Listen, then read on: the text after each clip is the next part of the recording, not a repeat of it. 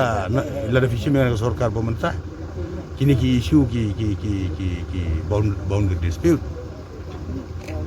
ILP ke tensil ketingkasi kemungkinan pemtulung ngasobenar pemtulung kan babun ki parti kita bu sana ke manifesto yang kiru bala rengi job ngin pelongkam sementara kat no lajen dap Sanbor Shullai kasi rum longkam sementara pi expect ngang susmaim ta sin pelong no daya ke we try since we are in the national party all these issues will be discussed apa sebab ada league itu apa ngaju discuss si biji ngaju discuss si ban remind ya ka ya ki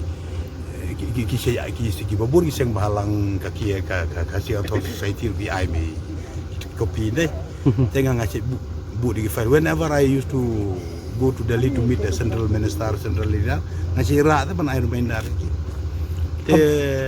let's see what will happen in the pyrshang kani ka madan garsan ground ko de ko ni ki mat ba ki bo ba mat ban simno ni ki sipai ba ki nyok biang ki pai ba do kalaban kai ba ki elor kani apa ngina yai budin ka kala proses na po ministry kala proses kala po ya po secretary dan ko ke gantai ka Mrs. Mehta or something like that ka ngilaya communicate kidang kadang under consideration nang ya perkat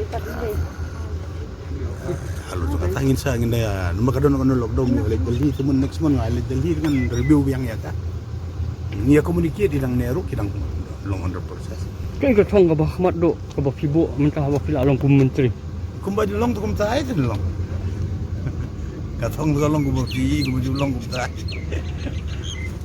Atau punya beteng ba jebele ka bon sakri ki duk sok ha konstituensi ka jela. Tapi ngai ya kata tu klet no. Nga bat magagum Sherman ngalal bar kum di speaker kabinet rang makarang am juklet gitu. Tegalong ganer ka di kabinet rang ni dengan klet sana.